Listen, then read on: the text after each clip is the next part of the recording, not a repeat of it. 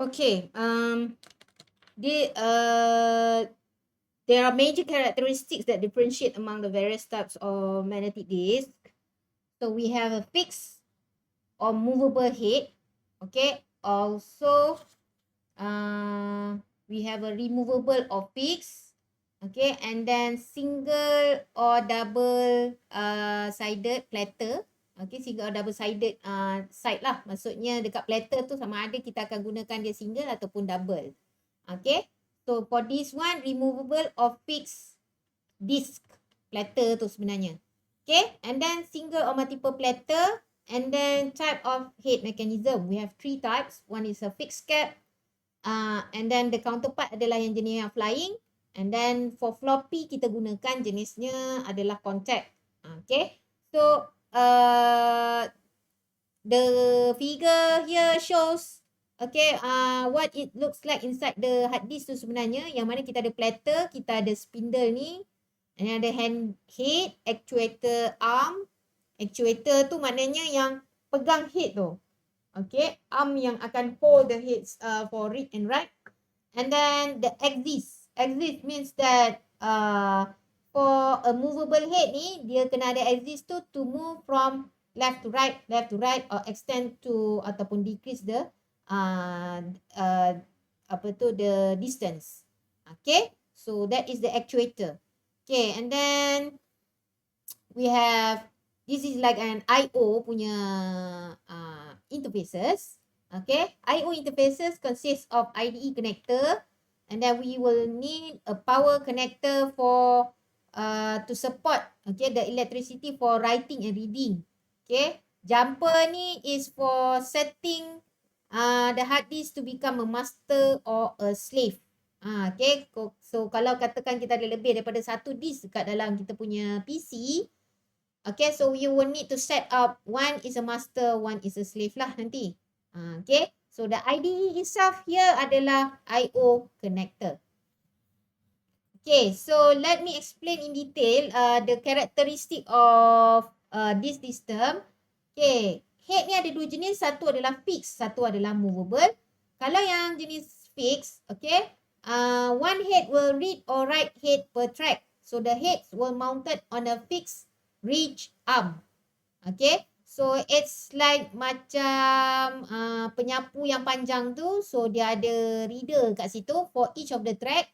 So every time the platter tu dia rotate, so dia akan baca lah macam tu. So yang head ni dia fix kat situ.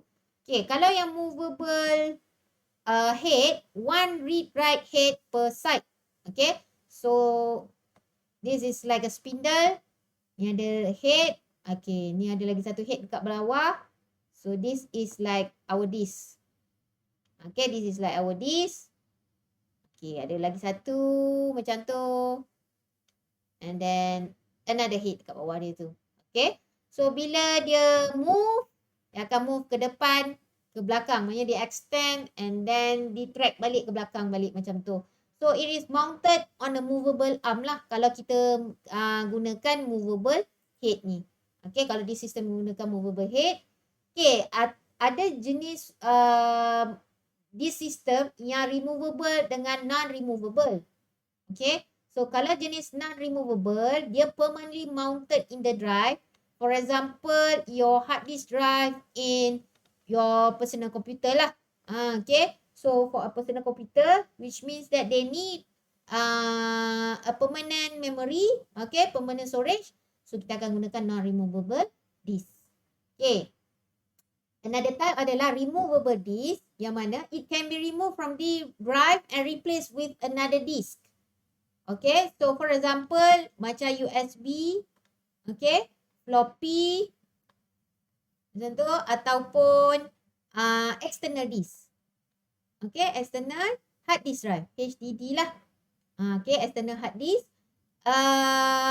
Which the advantages is that they provide unlimited storage capacity. Disebabkan kita boleh remove and then kita replace dengan yang kosong and then remove lagi macam tu. So means that it will be easy to transfer between the systems. Okay. So another characteristic adalah sama ada dia single ataupun double sided. Most disk dia magnetize coating tu dia boleh apply kepada both sides lah. So that's why kita panggil dia sebagai double sided, which will guarantee larger storage sebenarnya. Kita tak nak bazirkan dia. Jadi dia gunakan dua side tu terus. Tapi okay, the disadvantage is that when we use double sided, head tu kena ada one side yang atas dengan one side yang bawah macam tu. So yang mahal tu adalah yang head tu sebenarnya. Head untuk read and write. So for less expensive disk system, they use a single sided disk lah. Cuma kita tahulah dia compromise with the size of the storage yang dia boleh cater. Okay, for multiple platter, biasanya disk kita ataupun memory kita akan menggunakan multiple platter. Dia jarang guna satu je lah, satu disk je. Platter ni bermaksud one disk, two disk, three disk, how many platter that we have lah. So most of the time dia orang gunakan multiple platter dekat dalam disk system. So dia akan ada one head per side. So ada satu side atas, satu side bawah macam tu. So for this type of multiple platter so the head are joined and aligned.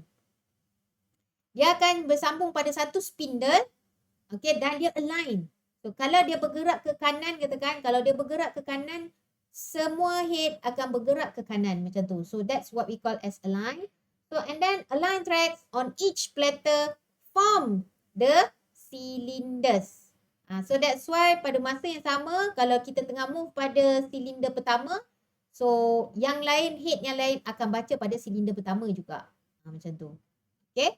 So data is tracked by cylinder, which will reduces the head movement and also increases the speed transfer rate. Kalau kita tengok dekat sini, ni nampak ni direction dia.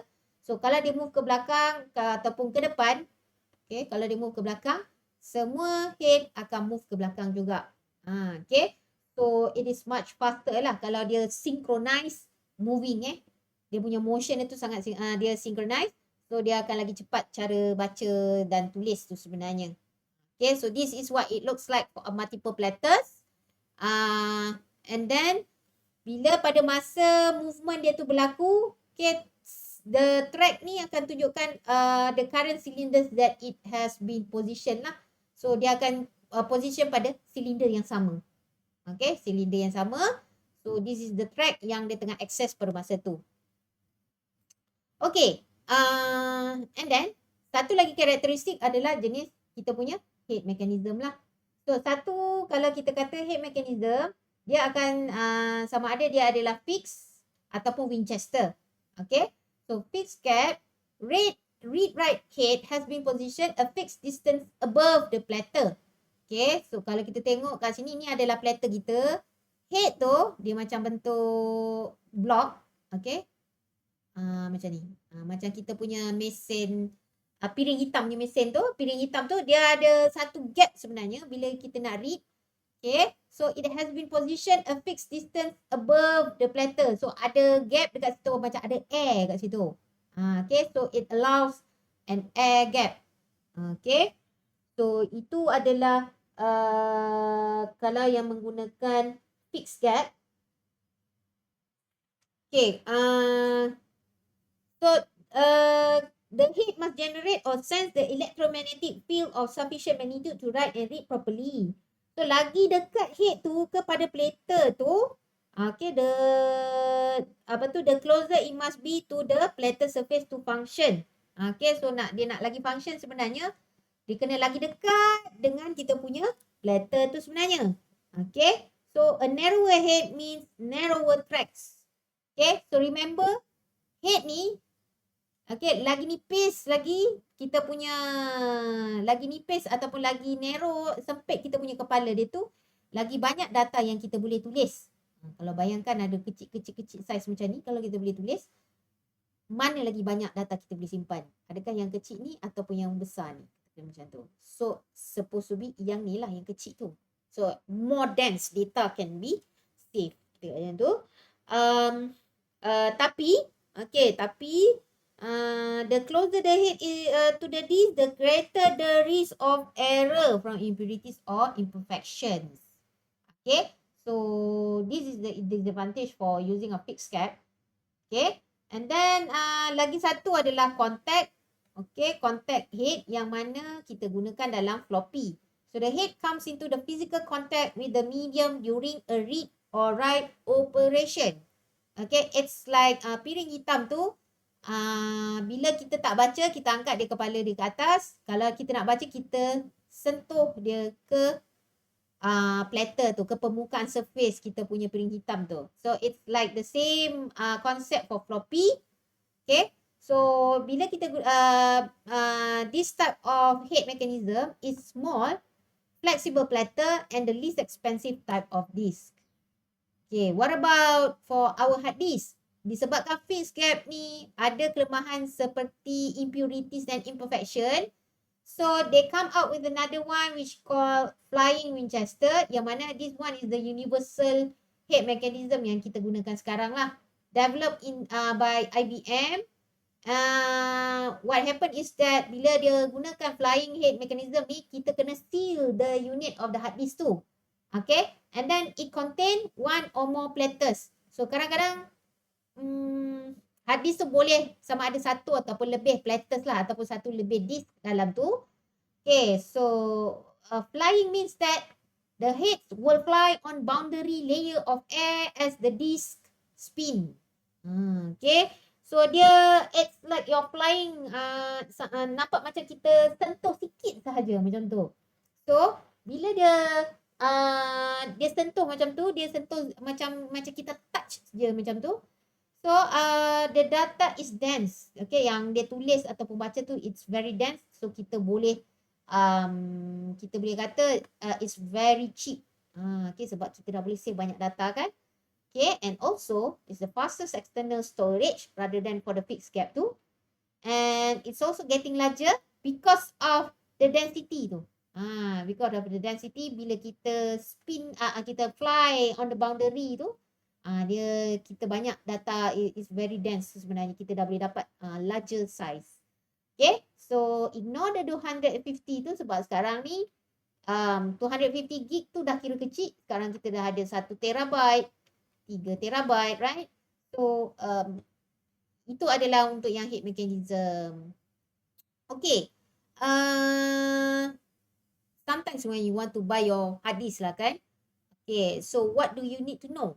What do you need to know is that the performance. The performance. Okay. So bila kita tengok performance of this system, kita akan check dia punya parameter seperti seek time, rotational delay, access time dan juga transfer time. Okay. So seek time tu adalah pada masa time tu is time required to move the disk arm to the required track. Okay. So bila kita ada request untuk load word ataupun store word, katakan macam tu. So at that time dia akan request tau, head tu kena bergerak, okay, daripada position yang asal. Dia tak semestinya position dia kosong ke ataupun pada sektor 10 ke, and then katakan kita berada pada sektor kosong contohnya macam tu. So sekarang ni awak nak baca pada sektor 10. So how long does it take to move the head from sector 0 to sector 10? So itulah namanya seek time. Okay. So seek time. So kalau katakan sektor kosong tu berada pada track kosong, sektor 10 berada pada track 3 kata macam tu. So how long does it take? Okay. So rotational delay, time taken for the beginning of the sector to reach the head. Okay. So since kita dah sampai pada track tersebut, okay, pada ni silinder yang mana, kita kata macam tu. Okay, so sekarang ni saya dah tahu dah track yang mana. So sekarang ni saya kena pusing kan, kita kena rotate the disk tu supaya kita sampai pada sektor yang kita nak. Contohnya sektor 10 katakan. So punya head tu pada sini. Okay, head tu kat sini. So kita kena rotate the platter so that sektor 10 ni sampai pada kepala tu tersebut lah. Macam tu. So that is what we call as rotational delay. Okay, so the excess time is the time taken to get into the position to read or write, ataupun kita kata sum of seek time and rotational delay. So seek time campur rotational delay adalah access time. Kita access sahaja. Okay, kita baru nak capai. Okay, baru nak capai untuk baca ataupun tulis. Okay, what about transfer time? So, once header dah sampai pada position, kita akan transfer the data tu. Sama ada kita nak load word, ataupun kita nak store word, ataupun kita nak load kepada kita punya memory. So, this is the time taken to transfer the data. Okay. So, the timing of the disk ataupun kita kata I/O transfer adalah this is the starting bila kita issue the instruction. Katakan kita nak buat load word ke ataupun store word ke, ataupun kita kata hit miss ratio, yang mana bila dia cari, oh, data tu tak ada dekat dalam kita punya cache. So dia cari dekat dalam RAM. Dekat dalam RAM tak jumpa. So dia kata okay, maknanya saya kena cari dekat dalam disk. Okay, saya punya hard disk. So, bila saya nak cari dekat dalam hard disk, saya kena wait for my device to be ready. Maknanya saya punya hard disk saya kena ready. Okay. And then dia akan bunyi macam-macam tu kan. So, by the time dia ready, barulah dia wait for the channel. Kenapa ada channel? Yang ni awak akan belajar dalam operating system. Yang mana awak kena ada satu channel untuk kita nak transfer the data to and from, kata-kata macam tu. So, dia kena emptykan channel tu untuk kita lalu data tu nak masuk highway tu, katakan macam tu. Okay. So, once the channel is ready, barulah head arm tu bergerak. Okay. So, this is the seek time to the track. Okay, to the track. And then, to get to the right sector yang sebenarnya kita nak jumpa tu, kita kena rotate. Kita kena rotate. So, kita dapatkan rotational delay. And then, once kita dah head tu dah jumpa pada position sector yang kita kehendaki, barulah kita transfer the data. Okay. To and from the I/O device. Ataupun kita kata I/O cable. Sama ada kita pakai SATA ke ataupun kita pakai IDE ke. So, this is the time taken to transfer the data lah to the bus. Okay. So, masa daripada wait for the channel until the data transfer, this is the time the device will be busy. Okay. So, it will take time sebenarnya kalau katakan untuk dia transfer the data tu. So, that's why transferring data from this I/O ni biasanya kita menggunakan sector. Maknanya it's a bulk. Okay, dia jadi bulk size lah sebenarnya. Okay, untuk dia transfer. Okay.